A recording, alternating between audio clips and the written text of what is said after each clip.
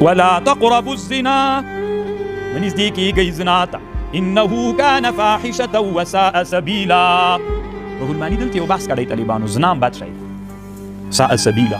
طالبانو یو حدیث مشهور ده په ژبه د علماو، الغیبة اشد من الزنا. اول دا حدیث صحیح ده کنه، که بیا صحیح وي معنا یې شي. دلته روح المانی په دې بحث کوي. اول خدای د علماوي طالبانو وي دا حدیث اصل نه لري، ابن حجر وي، روح المانی وي نه دا طبرانی وي، امام بیهقي روایت کړی غیبة اشد من الزنا. دا غوی روایت کړی، چې غوی روایت کړی نو اوس معنا شي څنګه غیبت له زنا نه ډېر سخت ده. هغه د ټولو حیثیاتو نه طالبانو له دغه حیثیت کله چې ته زنا وکړې او توبه وباسې، د توبې شرطونه موجود چې الله تعالی ته بښنه کوي. او که د چا غیبت وکړي طالبانو، که توبه هم وباسې د توبې چې کوم شرطونه دي بیا هم الله تعالی ته څوک نه معاف کوي چې استحلال ونه کړي، چې هغه د چا غیبت دی چې کړی له هغه نه معافي ونه غواړي. دا غیبت چې د اشد له زنا نه طالبانو له دغه حیثیت نه چې استحلال وکړي. نن موږ څومره ډېر په غیبتونو لګیا یو، ټول عمر مو په غیبت تېر شي. او طالبانو روح المانی یوه خبر کړي، ډېره ښه علمي خبرې کړي طالبانو. تاسې ډېر علمي خبرې ته متوجه سي. دا د الله قانون ده. چا چې د چا د خور د مور سره زنا وکړه، الله عز وجل یې په ده باندې هم راولي.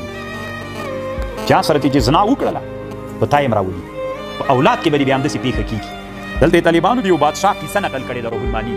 د چا ناموس ته په بده مه ګوره، د تا ناموس ته خلک په بده نه ګوري. که د چا ناموس ته دې په بده وکتل، د تا ناموس ته به یو کتاب د طالبانو پیدا یې کړی، ډېر ښه کتاب ده، تبر المسبوق فی النصیحة الملوک. امام غزالی جوړ کړی، بادشاهانو ته یې جوړ کړی. لکه بادشاهان هم د زنا ډېر شوقیان دي طالبانو، هغې ته یې جوړ کړی ده. او بیا یې نصیحتونه ورته کړي بادشاهانو ته. بیا یې لیکلي یو سړی په بخارا کې طالبانو خان، او د خان به بیا په بازار کې د ښځو اسباب خرڅول. دا څه دا د ښځو د بنګړي سولو دا شیانې خرڅول. یو ورځ یوه ښځه ورته راغله طالبانو دکان ته، او په دکان کې له دې نه د دې ښځې دې سړي نه څوک واخیستل بنګړي. پېژنئ بنګړي څه ورته وایي؟ اسوار دا یې راواخیستل ترېنه. نو چې دا ښځې داسې ښه سپین غوندې لاس و داسې وسکونډل. نو ښځې مې څه ورته ونه ویلې. او دې ښځې اولاد نه درلود. د خان ښځې یو مزدور ورته نیولی و، هغه به هره ورځ د کور ته اوبه راوړلې. 10 کاله وتلي ول د خان. نن چې مزدور اوبه راوړلې چې د ښځې اوبه ورسره کته کولې، دا مزدور دا ښځه وسکونډله داسې، د خان ښځه. خو ښځه ډېره هوښیاره وه طالبانو. کله الله په ښځو کې داسې نادر عقلونه پیدا کړي ورته حیرانه داسې، چې کله ښځه راغله نو ښځې ورته ویلې چې کور ته راغی مازدیګر وي، نن دې څه ګناه کړې ده ما ته ووایه. هغه ورته ویلي چې مې نه دي کړي وي، خامخا به راته ویې کړې وي، ځکه ما تجربه کړې. هغه ورته ویلې نه مې ده کړې وي، نه راته وایه. وي نور مې هېڅ هم نه دي کړي. یوه ښځه راغلې وه ډېره حسینه وه، بنګړي مې چې لاس کې ورچول، خوند دې لاس راکړه ومې سکول. ده ورته ویلې صحیح ده. من حفر حفر، چاته چې چا باسي خپله پکې غورځي. چاکان خودش در چاه وي د تا غلام چې و 10 کاله کېږي د ما خدمت کې، ما ته تر اوسه په بده سترګه نه وکتلي، نن یې زه وسکونډلم. تا بله ښځه سکونډلې ده ځکه یې زه وسکونډلم. صحیح شو طالبان؟ هېچا ناموس ته په بده مه ګوره، بل دا خو هلته امام غزالي رحمه الله په څه شي کې لیکلي په تبر المسبوق کې، کتاب قد جمعه وألفه باللغة الفارسية وقد ترجمت إلى العربية. ډېر ښه کتاب د طالبانو پیدا یې کړی، وړوکی کتاب د طالبانو. خو څه فکر کوم چې کتابخانو کې پیدا سي که نه، کتابخانو له ما سره وران نسي وي، طالبان را لېږي یو کتاب هم نه پیدا کړي. طالبانو دلته یو خبره کړې وي، یو بادشاه و، خبرې ته غوږ ونیسئ. وي بادشاه و، او د بادشاه ډېره حسینه لور وه طالبانو.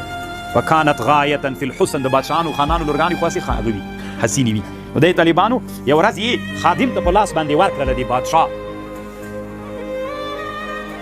وایي هغه ته یې ورکړه، دا لور یې له لاسه ورکړه. بلې ښځې ته یې رښتیا ورکړه، زړې بوډۍ ته. وایي دا د ما لور نن په بازار کې وګرځوه، د ما لور په بازار کې لوڅ مخ وګرځوه. د بلې ښځې دا د بادشاه لور له لاسه ونیوله طالبانو، بازار کې وګرځوه. ټول بازار کې ډېره حسینه او مخ یې لوڅ، په ټول بازار کې چې وګرځوله طالبانو، نه چا ورته وکتل او نه. اصل کې بادشاه دا خبره اورېدلې وه، داسې ویلي ول چې د چا ناموس ته په بد وګورې، بیا د تا ناموس ته په بد. ده ویلې چې راځه ته دا تجربه کړه چې دا رښتیا ده که دروغ. نو خپله لور یې هغه ته ورکړله، بلې ښځې ته وي دا بازار کې وګرځوه. هغې ته یې ویلي نه دي، هسې بازار کې چکر و منظره ورکړه، بېرته یې راوله ویې ګرځوه. ټول بازار کې چې وکتله، هېڅ چا په بد نظر ورته ونه کتل. دې نجلۍ هر چا به چې دې نجلۍ ته وکتل چې دومره حسینه ده، سترګې به یې تر کته واچولې، په بد نظر چا نه ورته کتل. اخر چې طالبانو سو فما مرت على احد الا واطرق حياء وخجلا منها فلما طافت به المدينه كلها. اچانه لاس ورک کنه چا کله چې طالبان یو سړي مچو تر واخیسته، یو سړي بادشاہ ته بیرته چې کور ته راوستله، بادشاہ ته ویلې لور مې دې وګرځولې وي څنګه چلو چا خو به هېڅ چا د حیا نه ورته کتل او هېڅ چا لاس ور نه وړ صرف چې دروازې ته راورسېدي و سړي مچو ای بادشاه په سجده باندې وغورځېد الله ته د شکر سجده یې وکړله ما یوه ښځه مچو کړې وله یوه په ټول ژوند کې همغه به اندازه سول نورې څه مته د چا ناموس ته په بد مه ګورئ تا ناموس ته به په بد ګوري نبي علیه السلام ته یو کوچی راغی نبي علیه السلام ما ته اجازه وکړه چې زنا وکړم کوچان ول کنه انسانان ول والد صاحب ویلي وی مدرسې ته چې طالبان راشي کنه عجیب نادره زندگی لري کنه غرونه راکته سوي څوک یو رقم ته ژوند لري څوک بل رقم ته وي مدرسه شفاخانه ده خلک دې ګیله نه کوي چې مدرسه کې طالبان ولې د سکو دا شفاخانه ده شفاخانه کې طالب جوړیږي کله چې فارغ شول مدرسې نه لاړو به یو کار وکړي ګیله وکړي مدرسې په زمانه کې چې ګیله ځکه مکوه دی لا تر اوسه مریض د موږ دلته په تداوی لګیا وي څومره خبر ده نو کله کله تجربې کوي طالبانو دا خبر روح المانی دلته لیکي